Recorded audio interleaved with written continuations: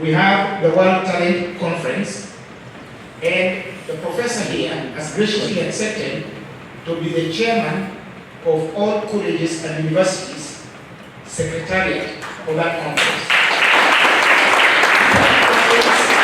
You're going to see footballers like Marcus Rashford here, or Winfrey. You're going to see a number of top international people in this country, in this city. And this gentleman, with his stride and demeanor, I am sure he's just going to deliver that. Thank you very much. Karibu, karibu, karibu. Thank you very much, Professor Prof, and thank you very much, everybody who has said all things about me. Some of them good, some of them wishful. But what I can say is that all of them are well. All of them are in the past. So those are things that I have done. What matters is what is coming in the future. Good afternoon, everybody. Yes, my name has been said is Professor Okeyo. I don't need to repeat it. And what I do has also been said. I don't need to repeat it. Now, as Professor Bora put it, when I came to this institution, I think it was last year, I walked into a rundown institution, and they said it himself. I was with my wife, and she was asking me, what are you coming to do into this abandoned place? Yeah? But I told her I'm going to meet a great professor. This professor is the one who pioneered the talent idea, and he ran an organization called HALC. Then she told me, oh, Dad, I think I have met that man. And I told her, under what circumstances did you meet him? You never told me this before. Then she told me, oh, you remember our son called so and so. Yeah? There's a time I went to meet that man so that we could discuss how his talent could be identified. And she had never told me that before. So I said, okay, fine. That was for a good cause. So when we came here last year, we saw a place which is not very, livable or habitable for that matter. And then we got talking with Professor Goro. Of course, we had talked to him on the phone earlier, and he invited me that we come here and then we just see. And he explained to me the whole story about this place, which I really appreciated. And what I wondered is what could have happened that made the idea not blossom into a reality. Because to me, it is what should have changed the thinking in this country and the production of leaders and other professionals.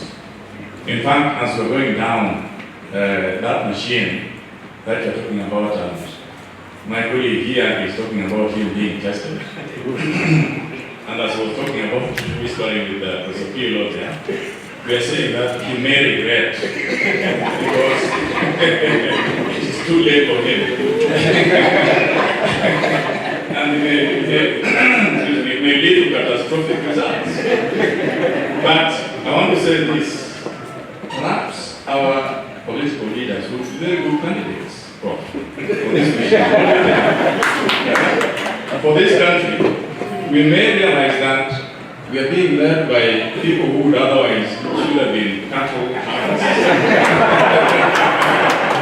And I was one of them. I started cattle hunting, in my early days. And I can still remember the names of my father's cattle at that time. One of them was called Odinga. The other one was called Olanya. The other one was called Odano. Yeah? And these were famous names of cattle. So, maybe some of our current political leaders should have been cattle hunters or in other, professions that are not being in political leadership. No wonder we are probably not doing that well as a country. And the comparison Professor made about our country and mainly southeastern countries in Japan, in Singapore, in Malaysia, South Korea, and so on, The difference now is like day and night. I was in Japan just about 2 weeks ago. Actually, I came back last week, not even 2 weeks ago. And the kind of development that there is in Japan, you cannot imagine it. You can't compare and even imagine that Kenya was at the same time, at some point in time, together with Japan at the same development level, or undevelopment level. Yeah?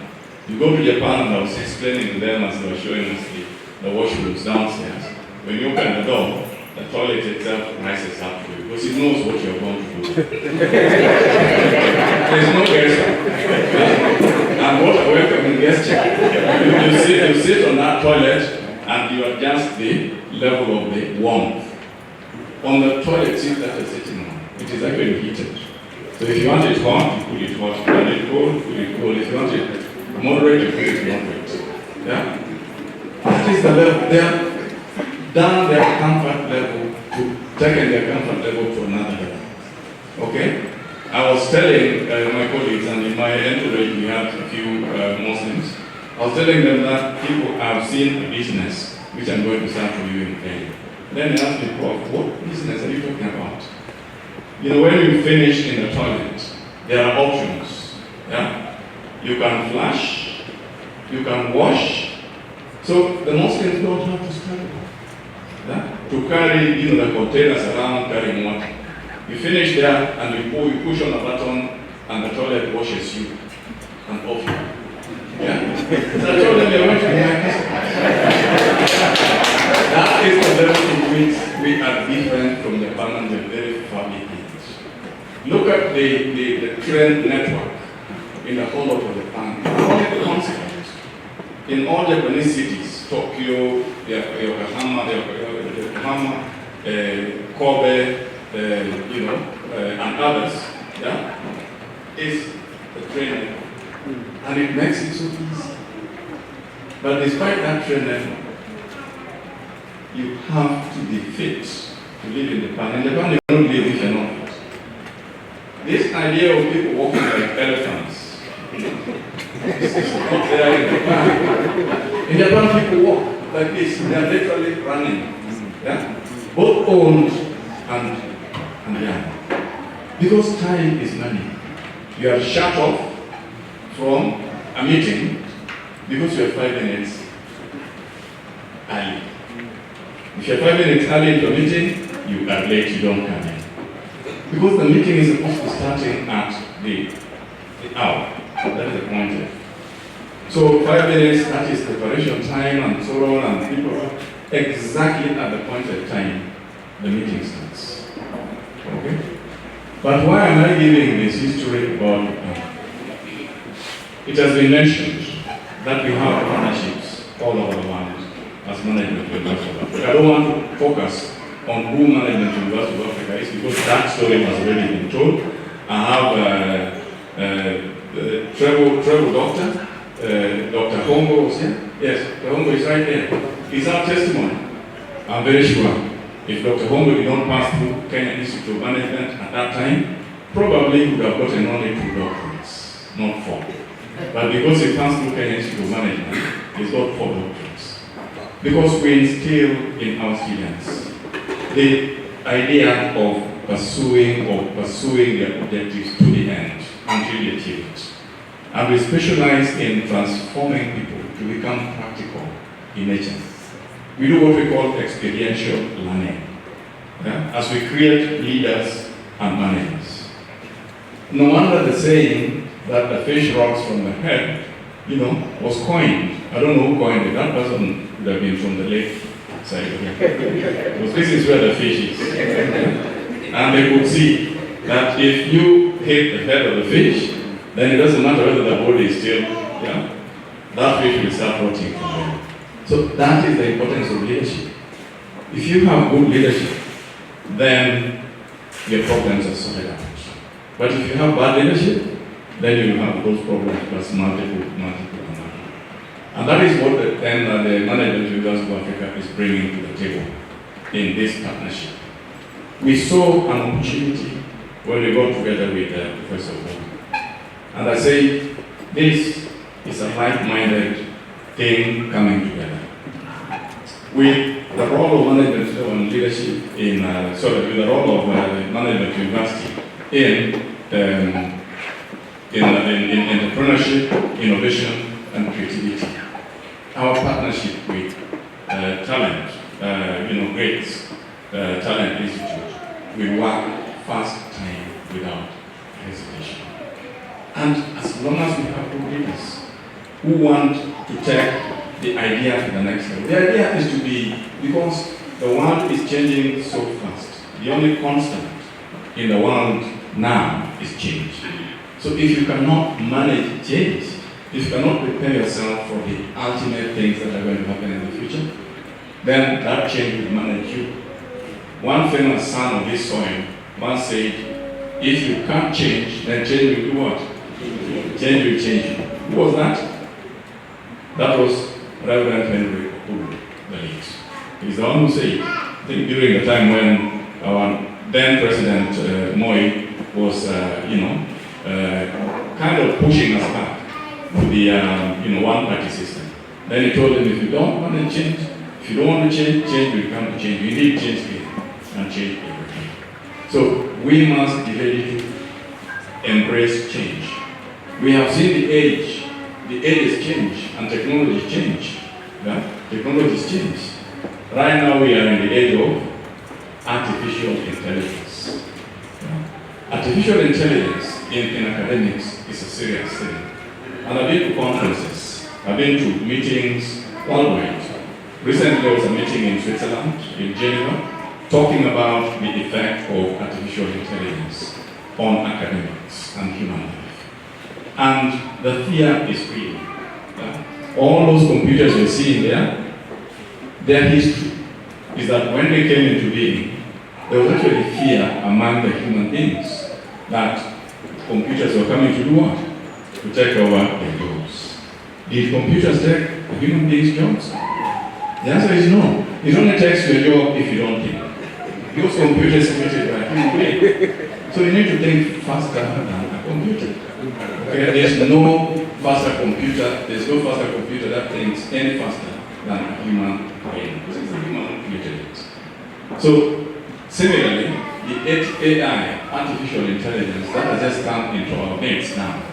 People are fearing that all this machine language that is going to be coded and then it is going to take over what I am doing, or it's going to create clones, human beings, and so on. It's going to create robots which are more intelligent than human beings. Very far from the truth. The robots are meant to make sure that things are done faster and more efficient. I was in a restaurant in Tokyo, in Japan, the other day when I was there. And then all of a sudden I saw, some machines moving around. Then I asked, what are all these? Are they spying on us? Or what are they doing here? Then they told me, those are the machines that are serving us on the table. Wait, in a short while you will see them bring you food. And indeed, in a very short while I saw that robot moving around and then coming to stop on our table. And then saying something I could not understand because we were speaking in the Japanese language. And then all of a sudden I saw the team that were with you understood the Japanese language starting to pick plates. So the robot was instructing us to do what? To pick our plates and put on our table. So can you believe it? So those of you who would not like to be served by robots, don't ever attempt. Yeah? Don't ever attempt to go to places like Japan because you'll be disappointed. So that is the level to which they develop. And we need to be prepared to embrace emerging technologies. We need to be prepared to open up our minds. Because as leaders, we need to be leading from the front. And if you don't think fast enough or hard enough, then there is no way we are going to develop. Forget about the Asian tigers, forget about Japan, forget about those countries in Southeast Asia, Malaysia, Singapore, and forget, those guys are gone. And I can tell you they are gone forever. We'll never get those guys, we'll never catch up with them. We better look at our own locality, we better look at our own region, look at your own village. What can you do in that village to improve what is currently going on. And I like the way Prof said that there is a problem with flooding in Yambo. In fact, as I was coming, my wife was telling me, and my village is still aside in Sen. So she was telling me that she hopes I'm not going to be doing something across a Hero, a narrow bridge going the other side. I asked her, what is the problem? She told me that place is flooded and you cannot go unless you have a helicopter. But the problem is that for how long has that flooding been going on? Yeah, it's something that has persistently been going on. That we have leaders. Yeah? So I'm very happy that Zobora is thinking of partnering with international partners, to come and see how that problem can be solved, so that at least people from that area, from Ahero and downstream of Ahero, can live peacefully. Because we get to hear this cry that comes every rainy season of Serikali. So, Prof, I can encourage you. So, about this partnership, I think a lot has been said. MUA is coming in very, very strongly, and we are coming in with a lot of exposure and experience. As my DVC has said, we have partnerships worldwide. In Africa alone, we have partnerships here in Kenya, with a lot of universities in Kenya. We have with institutes, we have in Mandera, we have in central Kenya, now we have in Kisumu. In our neighboring country, Uganda, we have partnerships there with universities and other research institutions. In Rwanda, we have partnerships there with universities and colleges. Rwanda, University, Kepler University, and others. In Tanzania, we have partnerships there. We have partnerships in West Africa with the biggest universities in West Africa. Kwame Nkrumah University of Science and Technology, University of Ghana, we have the University of Cape Coast in the southwest of Ghana. We have Ghana Communications Technology University in Accra. We have Ashesi University. All those concentrated in Ghana as a country.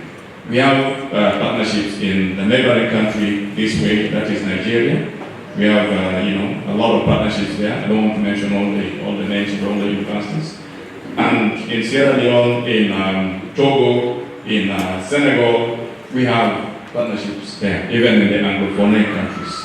Okay, and I like the student who gave us a nice song in French, which said something like Africa is a land of is it Kenya? Kenya is a land of plenty. Translated into French. So we also have partnership in the Francophone countries in West Africa. South Africa, we are there, University of Cape Town, and other universities towards the other side of Johannesburg. That is within Africa. In North Africa, we have partnerships with universities in Morocco. One of them is Al Hawain University in Morocco. Very, very strong partnership indeed. And when we bring all that here, it means opportunities for the students who I'm seeing here will multiply by several numbers, several teams, several folds. Because when we go out as MUA, we go to Japan, we go to the US, we go to Tanzania, we go to Uganda, we go to Rwanda, and so on and so forth. We go to Canada, where we also have partnerships. We are going there with the students.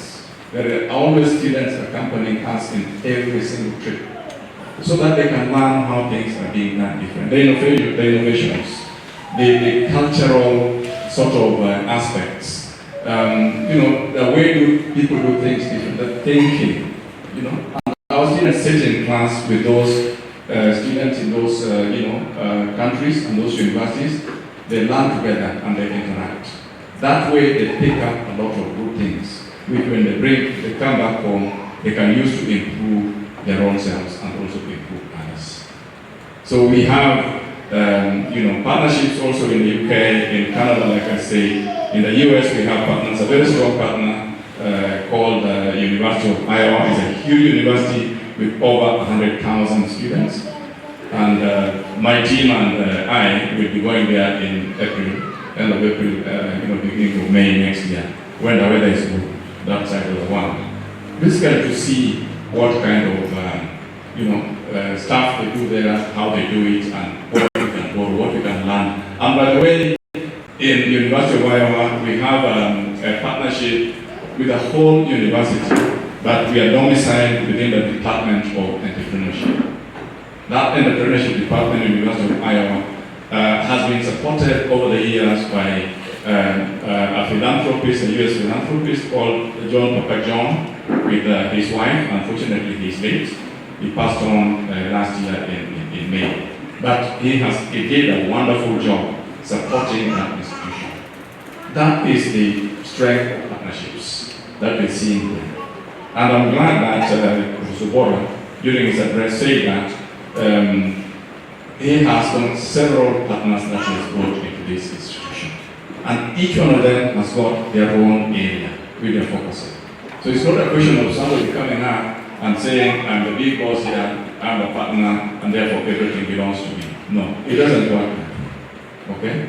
Because we, as NU, we are coming to contribute in a very small manner to how these talents that we're seeing here, how they can be packaged into bigger businesses. My daughter, who was singing here very well, she sang a song by, was it Kanda Bongoman? Yes, a song by Kanda Bongoman. Okay? These kind of talents that I'm seeing here have been wasted in the past. Sometimes they have managers called either, producers or managers, and those managers end up managing them in a different way. And you know how vulnerable a lady can be, a young girl can be. Okay? So, you end up, that manager has already managed the talent into different, and then the talent itself, that's what? Dies off. So, that is what we're bringing to the table as Management University of Africa. Because we know how to package businesses, we know how to create, how to mold that talent into a business, into a product, into an idea, into something that can be commercialized. Okay? So we are bringing that, and that is going to be very instrumental in our partnership. So that when the students here have finished their localized kind of, specialization, then you tell them now, you have to be able to be in a position to manage and build yourself into a brand. Because if you don't build yourself into a brand, you just be a local player. Okay? Like this team I'm seeing from University of Maseno University. Very nice music, reminds me of my old days. That is why I also do my shaking and everything. I'm glad that I still remember and I'm able. But that talent needs to be taken a notch higher, so that it becomes the Franco, that we used to know at that time. Whatever name that you're using, you have to be significant. You do your recordings, you do your production, you do your value chain, and through that, we can take you out there to go and perform in all these partnership countries that we're talking about. That music is sellable anyway. Japan is a very closed country. They only speak Japanese, but it is opening up now. Okay? But there are other countries that have opened up. The US has opened up. The UK has opened up. You can go and perform there. France has opened up. Belgium and Switzerland and so on and so forth. And even other African countries. So without much ado, I don't think I want to say a lot more than that. Prof talked about the CBC system, and I just wanted to say that CBC system is a very, very good system. But the way it has been structured, is it going to be any different from how 844 system performed, that it is purporting to be replacing? That is a question that is in the mind. I don't give you an answer. But I just want to give you food for thought. That CBC has assigned 60% to a pathway called STEM. How many understand what STEM is? Very few people understand it. But it has been given what? 60%. How many of you here are in the area of STEM? Either did some science, technology, maths, and so on and so forth. How many did that? How many are comfortable with that? I teach statistics. Yeah? I teach statistics and research methods in my university. And people who will receive must go or must learn statistics. A lot of them are having a lot of problems with statistics. But here we're saying 60% must do statistics. And only 25% do social science, and 15% will do art and music. And the softer subjects. Yet the majority are where? Are for the softer subjects. And this is where gates comes in. So you need to move very fast to prove that it is wrong to predetermine how many are supposed to be in a certain band through imagination or through wishful thinking. That's what I would call it. This is wishful thinking. Because we want to develop ourselves to the level of the Asian tiger countries. But we missed that train. Let us take the next train of identifying our talents or our kids' talents so that those kids can be channeled to the right places. Then we can develop from a different perspective. Other than that technological development that we are seeing, that is not going to take us anywhere because technology is being developed at a much faster rate than us here in Africa, than us here in Kenya can actually, achieve. They are always going to be ahead of us, developing technology, selling it to us. There's transfer cost, there is learning cost, there's learning curve, and so on and so forth. Eventually, we shall just be end consumers of technology that comes from them. So we better develop ourselves based on what we are capable of doing, based on our own problems that we have in our own societies, in our own community, in our own villages, and so on and so forth. That way, we shall be comfortable. In other countries, they have these machines that plow, individually on individual farms. Okay? Here, we're using tractors. You don't use tractors out there. They use individual machines in the rural farmlands. Yeah? So you wonder, why do they manufacture tractors for us to bring here? They don't use them there, and they force us to use them here. Then they use something which is friendlier to the soil, something which is friendlier to the environment, and so on and so forth. We have several open kayaks in this country. Where do those kayaks come from? The second kayak come from, where do they come from? Go to Japan. You will not see a single kayak. You will not see a single kayak. What you will see in Japan are showrooms with the latest models and the upcoming models. Yeah? We went to the Nissan gallery in Yokohama, and we're looking for a place which is having Nissan cars and massive, thousands and thousands of them. So we asked them, some of us came with money, we have it here in our office. We want to carry a Nissan home. We told them, wait a minute. That's a different story. Our work here is to design and make sure that it is produced, and what we keep here are models that we have designed to just make sure that they meet the specs that we put in our designs. But we don't stop anything here. We don't do any manufacturing here. In fact, in the whole of Japan, you'll be lucky to find a Toyota, Nissan, Honda, etc. manufacturing plant. Not there. Those are outsourced somewhere else. So those are the kind of things that we need to think about.